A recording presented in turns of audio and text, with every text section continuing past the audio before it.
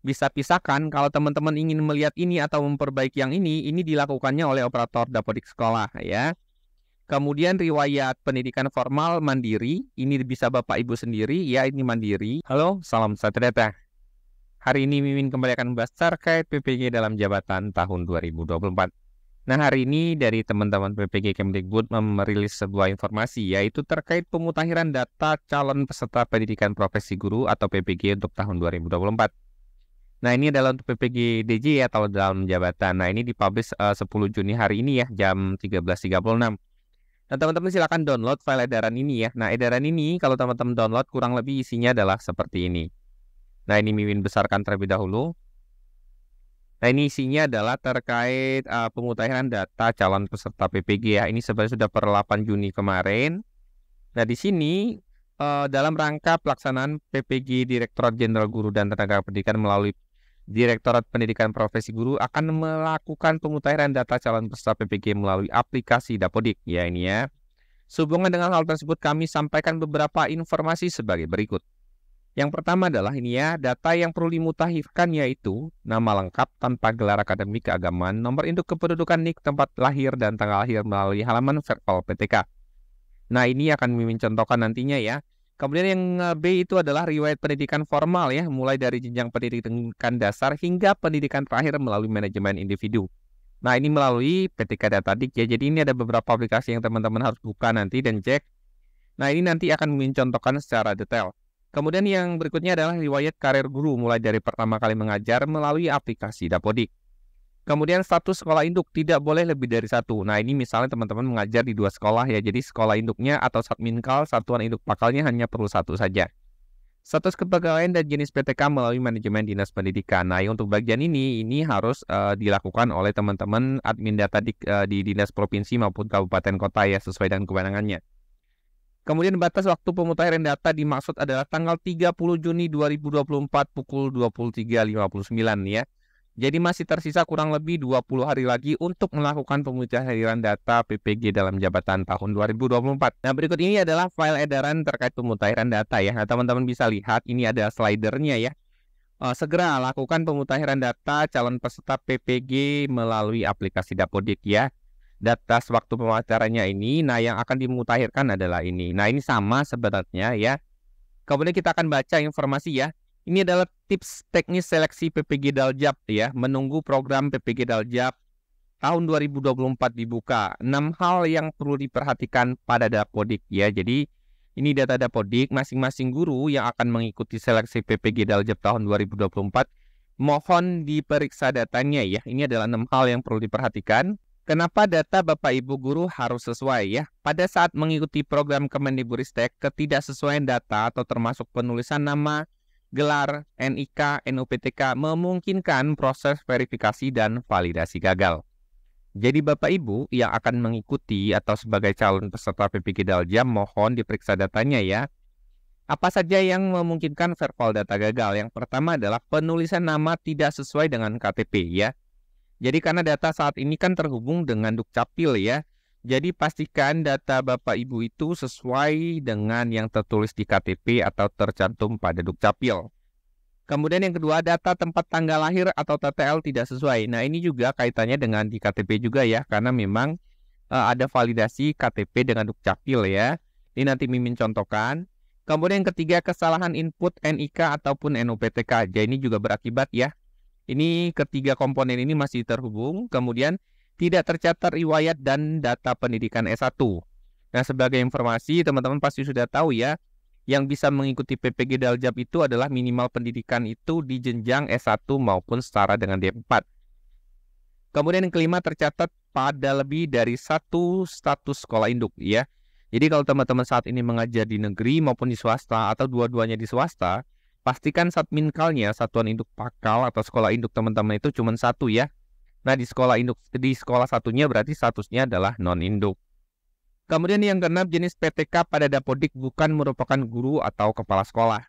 Jadi pastikan jenis PTK pada Dapodik teman-teman itu adalah sebagai guru ya.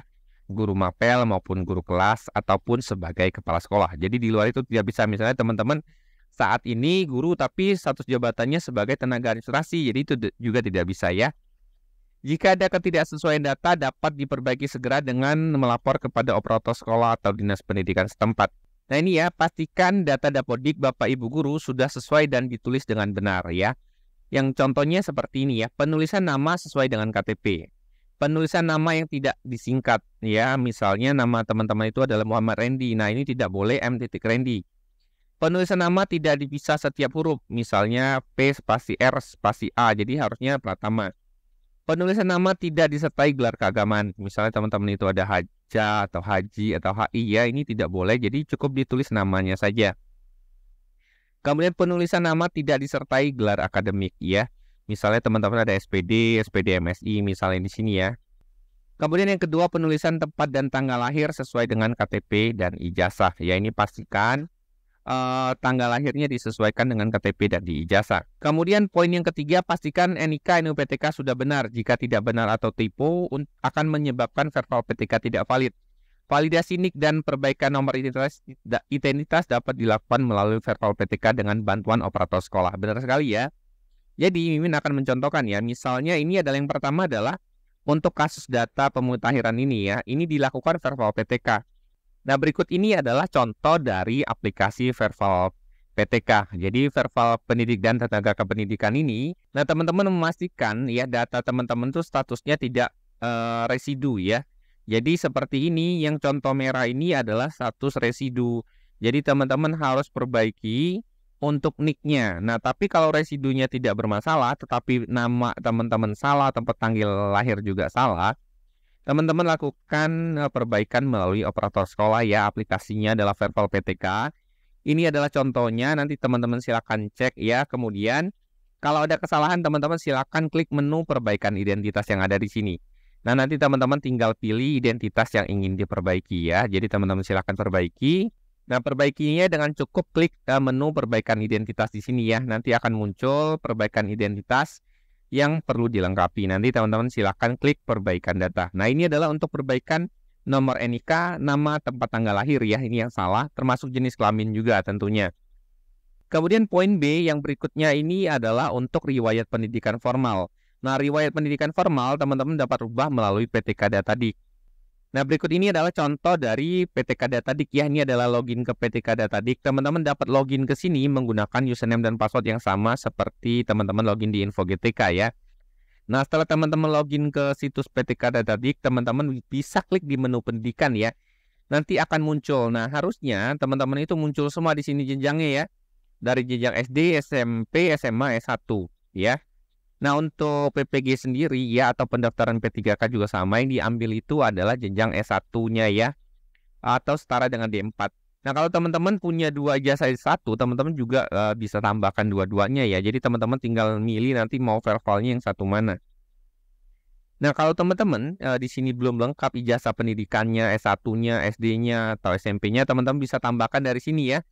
Silakan klik tombol 3 ini kemudian tambah riwayat atau teman-teman dapat perbaiki langsung melalui Dapodik ya untuk pendidikan SD, SMP, dan SMA ya. Tapi kalau untuk S1 teman-teman wajib melakukan perbaikan melalui situs PTK Datadik. Jadi teman-teman silakan tambah riwayat melalui PTK Datadik atau teman-teman minta operator sekolah menambahkan melalui Dapodik selain ijazah pendidikan S1 atau D4. Kemudian untuk poin C, riwayat karir guru ya, ini dilakukan melalui aplikasi Dapodik langsung ya. Jadi ini langsung melalui operator Dapodik teman-teman sekolah ya. Nah untuk riwayat karir guru itu adanya di menu riwayat karir guru di Dapodik ya.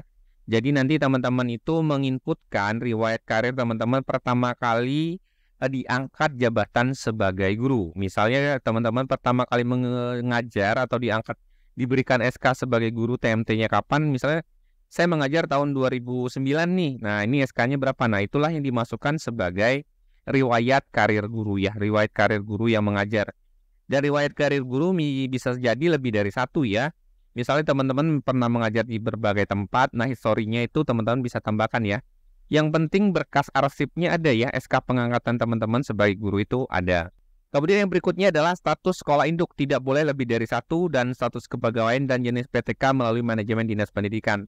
Nah untuk poin ini ya, yang bisa melakukan pengecekan atau perubahan data itu oleh operator dinas pendidikan ya. Jadi teman-teman bisa pisahkan kalau teman-teman ingin melihat ini atau memperbaiki yang ini dilakukannya oleh operator dapodik sekolah ya. Kemudian riwayat pendidikan formal mandiri, ini bisa Bapak Ibu sendiri ya, ini mandiri atau oleh operator juga ya. Kalau ini tidak bisa tanpa operator karena loginnya dipegang oleh operator sekolah. Kemudian riwayat karir guru ini juga oleh operator ya, ini operator sekolah, tapi yang poin D ini harus di operator dinas pendidikan ya. Kalau yang poin D ini operator dinas pendidikan. Setelah update untuk pemutahiran data PPG dalam jabatan tahun 2024. Mimin sudah contohkan di sini dan perbaikannya di mana teman-teman bisa sesuaikan dengan kondisional masing-masing. Jika teman-teman ada pertanyaan silahkan komen di kolom komentar. Semoga informasi dari Mimin bermanfaat. Salam satu data.